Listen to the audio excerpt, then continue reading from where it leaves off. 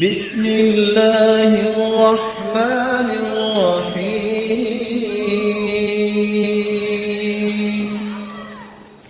فرمایا اچھا یہ بتائیے سب سے پیارا عمل کون سا اللہ کو لگتا ہے؟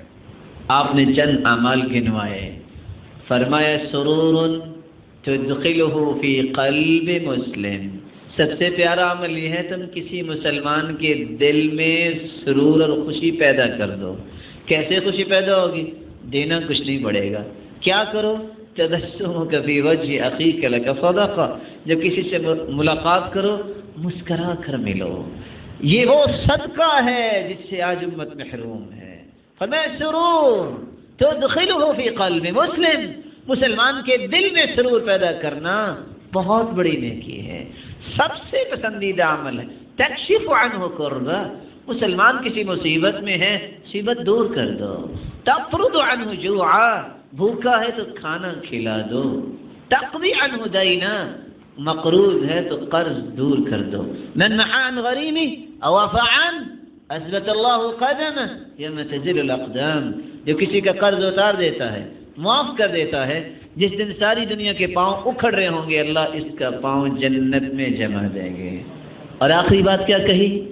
وَلَأَنْ أَمْشِي مَعَ أَخِي وَأَقْضِيَ لَهُ حَاجَةً أَحَبُّ إِلَيَّ مِنْ أَنْ أَعْتَكِفَ شَهْرًا فِي هَذَا الْمَسْجِدِ۔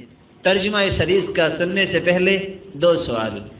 مسجد نبوی میں ایک نماز پڑھیں تو کتنا ثواب ملتا ہے؟ 1000 نماز کا ثواب، 50,000 نہیں، کیونکہ رسول اللہ صلی اللہ علیہ وسلم نے فرمایا صلاۃ فی مسجدی ھذا خیر من 1000 صلاۃ فیما سواہ الا المسجد الحرام۔ جو مسجد نبوی میں نماز پڑھتا ہے اس کو 1000 نماز کا ثواب ملتا ہے، بیت اللہ میں جو پڑھتا ہے 1,00,000 نماز کا ثواب ملتا ہے۔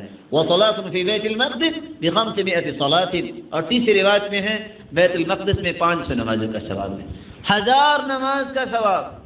دوسرا سوال، اعتکاف بیٹھے تو کتنے دن اعتکاف کرتے ہیں ہم؟ 10 دن۔ یہ تو عام شخص ہے، ہوں اللہ کے رسول صلی اللہ علیہ وسلم اعتکاف بیٹھے مسجد میں، اسی مسجد میں، اور پورے مہینے کا لیلۃ القدر آئے گی کہ نہیں آئے گی؟ اللہ کے رسول پورا مہینہ اعتکاف بیٹھے اور مسجد رسول میں، اپنی مسجد میں، اس میں لیلۃ القدر بھی آئے گی، کتنا ثواب ہوگا؟ فرمایا میں کسی مسلمان بھائی کے ساتھ جاؤں اس کی جائز ضرورت کو پورا کرنے کے لیے اور میرے جانے سے اس کا اچھا کام ہو جائے، یہ مجھے زیادہ پسند ہے کہ میں 1 مہینہ اس مسجد میں اعتکاف کروں۔ یعنی 1 مہینہ اعتکاف مسجد نبوی میں کرے رسول اللہ صلی اللہ علیہ وسلم، اس کا جو اجر ہے اس سے زیادہ اجر کس بات کا ہے؟ مسلمان کی خیر خواہی، مسلمان کی ہمدردی۔ اللہ مجھے اور آپ کو اس بات کی توفیق عطا فرمائے۔